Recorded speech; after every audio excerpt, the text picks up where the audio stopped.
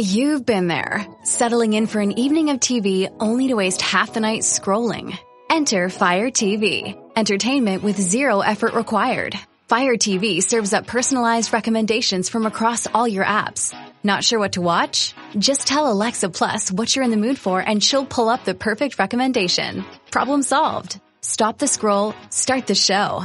Find what you're looking for with Fire TV. Subscriptions may be required. Listen, all you New Yorkers. Excuse me, taxi. Okay, then we're looking around. This is the 77 WABC minicast. Look at what's happening in the world. Just step a few steps back. Our leading international enemy and sponsor of terror, Iran, is on the verge of collapse. Pretty much. In fact, what's happening today is that Trump said that unless the regime basically steps down, he's going to knock out all of their electric grid. And even we were talking earlier that the UK wasn't going to help us in the Straits, and now they are. We had a story on that, and Dick says, no, now they're helping us. Yeah. So and there are now 20 countries that are working with us. It's amazing. To keep the Straits open. So obviously there's 20 other countries that believe in Trump right now. Okay. But in addition to that, we have the fact that Cuba is on the verge of collapsing. Yeah, so our leading adversary in the Eastern Hemisphere, Iran, and our leading adversary in Western Hemisphere, Cuba, are both on the verge of collapse. So we'll touch on this a little more.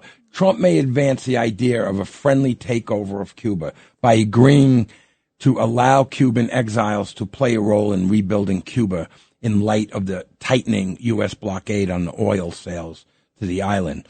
And by the way, today, as I said, Trump is basically saying that he is going to close down the energy sector in Cuba. And the question is, could Cuba collapse? Since 1959, Cuba has leaned heavily on succession of patrons and friends, the USSR and more recently Venezuela. Both of those lifelines are gone. Cuba still gets some aid from countries like Mexico. The U.S. is the largest provider of food and agricultural goods to the island and major source of medicine, according to the State Department. But Cuba's economy is in dire straits. On Monday, Cuban officials reported a countrywide blackout. Economic hardships have led increasing numbers of Cubans to protest in one town. They even recently sacked the Communist Party headquarters and built a bonfire out of its furniture. That's pretty good. A collapse could see Cubans. There are about 11 million try to leave, including to the United States, a traditional destination for people fleeing. Actually, if they were smart, they'd stay there, because if we take them over, right, it's going to be a beautiful place to be. Right. You know, what kind of deal could this be? It's not special operators on helicopters yet, but the New York Times reported this week that the American side wants Diaz-Canel to step down without uprooting the rest of the Cuban political regime. That's arguably the Venezuelan model, in which the U.S. took Maduro but left his apparatus intact with Vice President at the helm. They have to change dramatically, Rubio told reporters Tuesday. They have to get new people in charge. And Rubio's great. He'd be the guy to go down there and I'm the president. Okay, here I am. I'll tell you what to do. Any agreement is bound to include economic reforms. It's expected to open opportunities for Cuban exiles to own businesses on the island and make it easier for Americans to travel there. That requires many changes on both sides. On Monday, Cuba appeared to move in that direction, with Cuban's Deputy Prime Minister, Oscar Paravala, whatever he is, telling NBC Cuba is open to having a fluid commercial relationship with the U.S. companies and also with Cubans residing in the United States and their descendants. Rubio responded that such changes are not dramatic enough. But let me just say this before we go any further.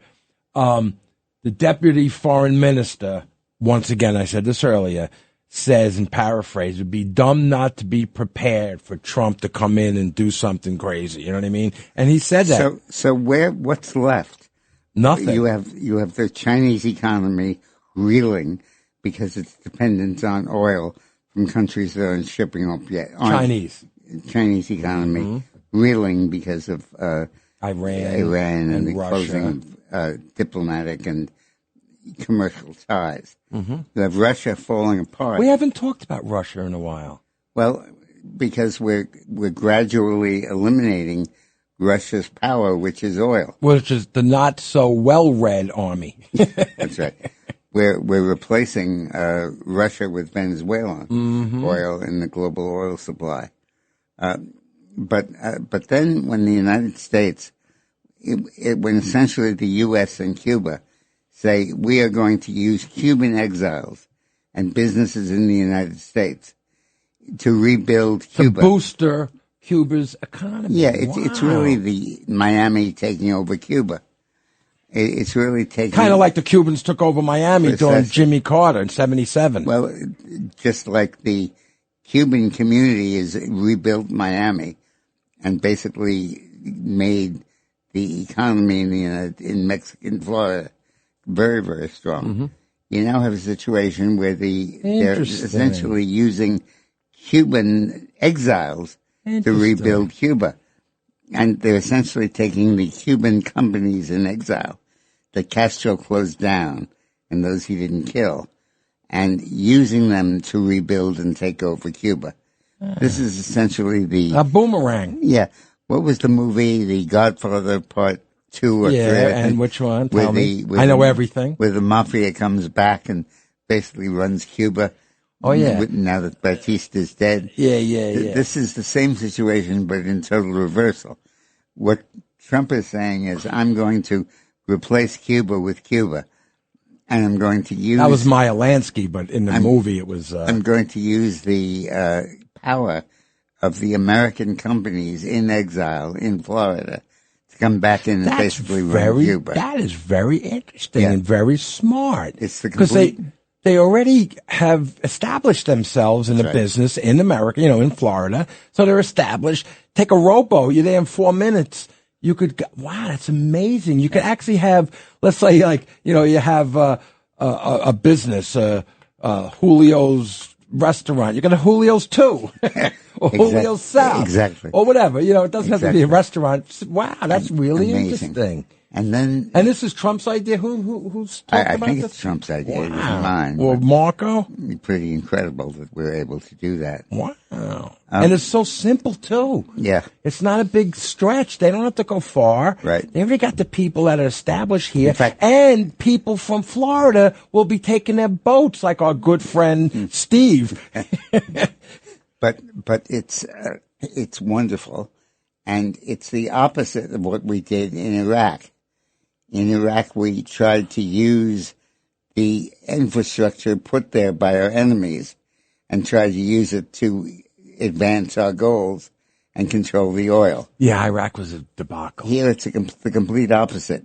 We're basically re-revolutionizing Cuba. Right. And using the exiles who they chased out of Cuba to come back in and rebuild the country. I just love this idea. And rebuild the economy. I just love the way we're sacrificing the parade up the avenues under the Arc de Triomphe and declaring victory. You know what it's like? It's like almost like Trump coming back into office. Yeah. They're in Florida, now they're coming back. You know what I mean? You know already what they've have done right now or doing in Florida. You already know what they have as far as businesses.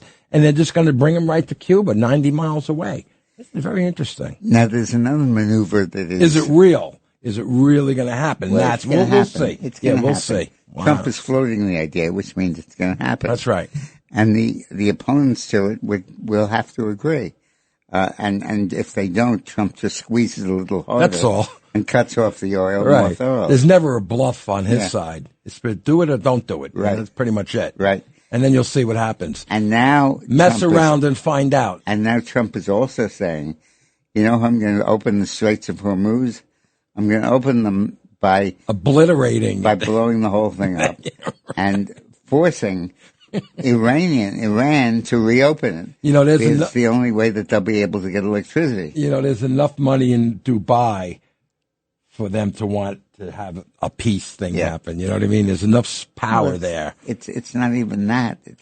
It's that there is such power in a literal sense. With Trump, you mean? With the Trump, and he doesn't bluff. Once again, I'll say it 1,000 times. Now, something else interesting is, and also typically Trump, is happening in the U.S. Senate primary in Texas. Cornyn was the senator from Texas and has been. And Ken Paxton, who I support, who is the attorney general, who is one of the strongest MAGA voices in the country, were forced into a runoff. I think Trump asked you one day on the phone, what do you think of Paxton? Yeah. A long time ago. I kind of And remember him I think asking. he's the guy you should support. But now what Trump is doing is even more incredible. He is taking the establishment Republicans in the Senate who are saying, oh, no, we don't want Paxton.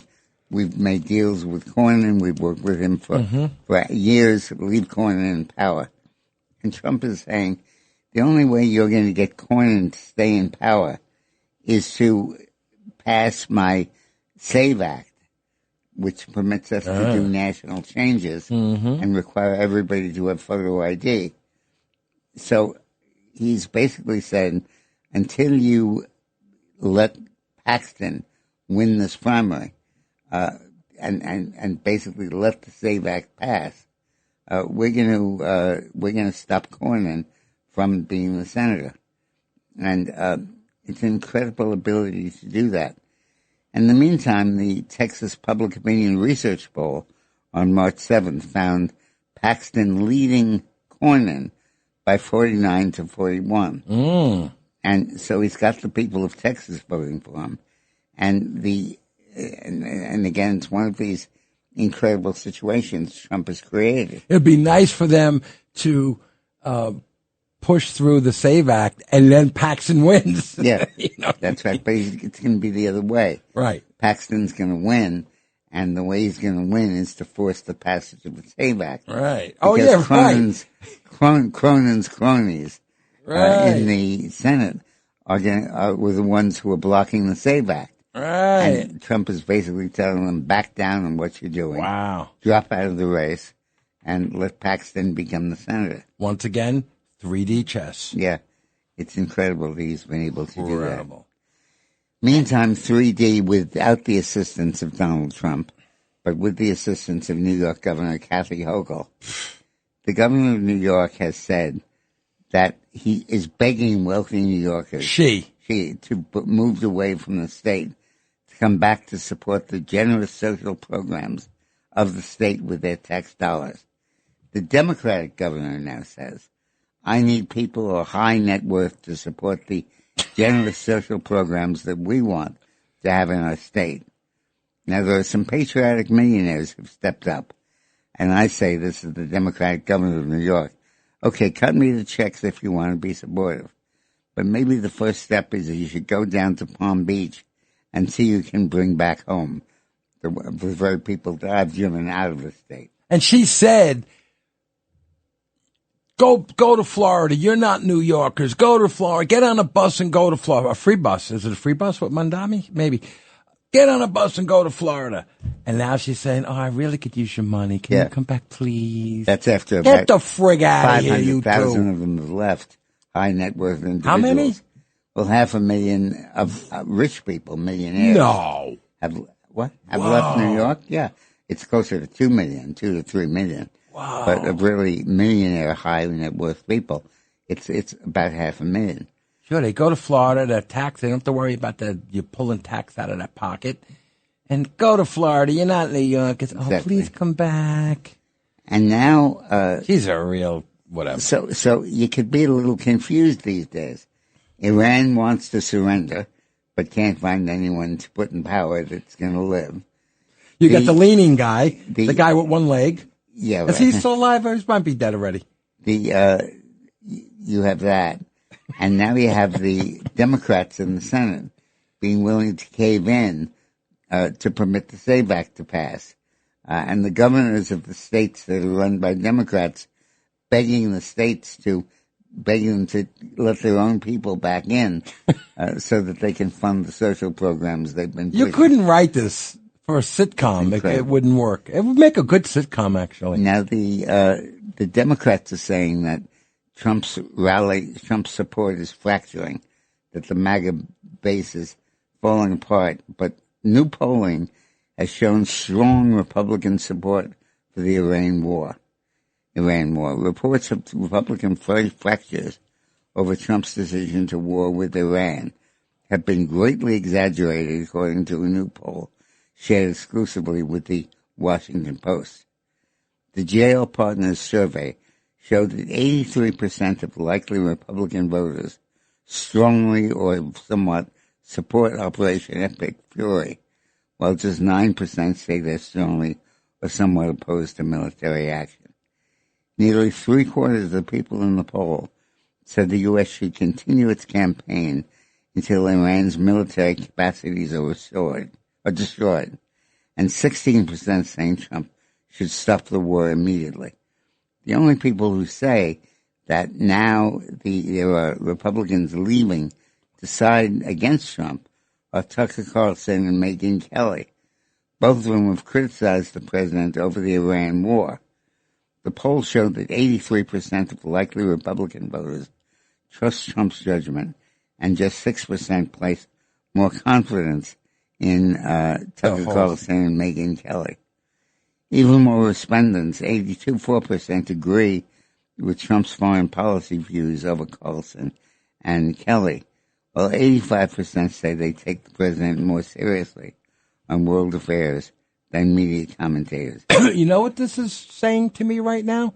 You see the way, you see the way the Democrats and the useful idiots listen to the news and they just go whatever the news says, and they all have their talking points or bumper stickers like I say.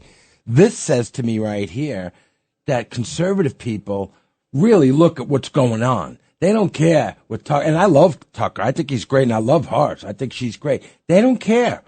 I'm looking at what's going on. I'm looking at what's going to help me later on. I see this oil will come down at one point, blah, blah, blah. They're not listening to them. They're thinking about themselves. They're thinking about the story that comes into their view, and then they figure out what they think is right and wrong. That's the difference between conservative people and the Democrats that just go with the news. They just go with it. Trump's become a compass where you can tell what the Democrats are going to be for by whatever Trump is against. Right. We got to take a break. What do we have left? We're going to take a break. We're going to come back and talk about Netanyahu. The Dick Morris Show on the Red Apple Podcast Network.